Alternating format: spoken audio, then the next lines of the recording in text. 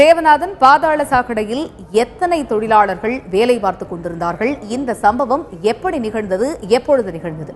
தேவநாதன். அதாவது கடலூர் மாவட்டத்துல இந்த பாதாள சாக்கடை திட்டம் ஆரம்பித்தது மூலே பெரும் பிரச்சனைக்குள்ளாக தான் ஆரம்பிச்சது. ஏன்னு கேட்டா 1.5 ஆண்டுகள்ல முடிய வேண்டிய இந்த திட்டம் 8 ஆண்டுகள் பிறகு அதாவது கடந்த ஆண்டு தான் செயல்பாட்டுக்கு வந்தது.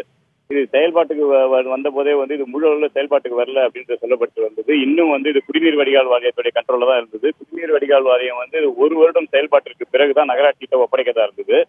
இந்த நிலையில இது செயல்பாட்டுக்கு வந்ததுல இருந்து இன்னும் கிளீன் பண்ணாம இருந்த நிலையில இன்று சுத்தம் செய்யும் பணிகள்ல அந்த மேன்ஹோல் அப்படின்ற பகுதியில தொழிலாளிகள் ஈடுபட்டு இருந்தாங்க. இதே போல கடலூர் முதுநகர் சாலையில சாலக்கரை, அதாவது மோகினி பாலம் அப்படின்ற இடத்துல இருக்கிற அந்த மேன் ஹோலை 3 பேர் சுத்தம் செய்யும் பணியில் ஈடுபட்டிருக்காங்க.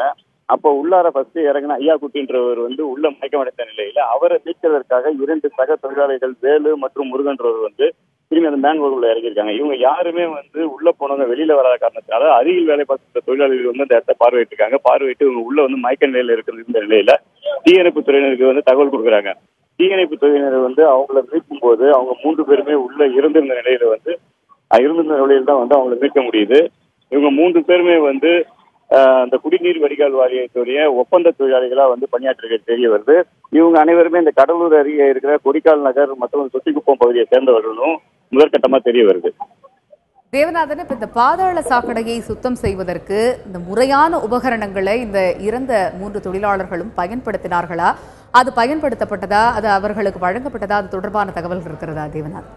அதாவது இந்த பாதாள சாக்கடை திட்டம் தொடங்கியதுக்கு அப்புறம் இப்பதான் கிளீன் பண்ணவே ஆரம்பிக்கிறாங்க. இவங்களுக்கு முறையான உபகரணங்கள் எதுவும் இது வரைக்கும் வழங்கப்படல. ஏன்னா இது ஒரு சோதனை ஓட்டமா தான் இந்த பாதாள சாக்கடை திட்டம் தற்போது நடந்துட்டு இருக்கு அப்படின்னு சொல்லலாம். இந்த நிலையில இதனை அந்த கிளீன் பண்ண தொழிலாளர்களுக்கு எந்த ஒரு உபகரணமும் இல்லை. அவங்க எந்த ஒரு உபகரணமும் இல்லாம தான் உள்ள இறங்கியிருக்காங்க.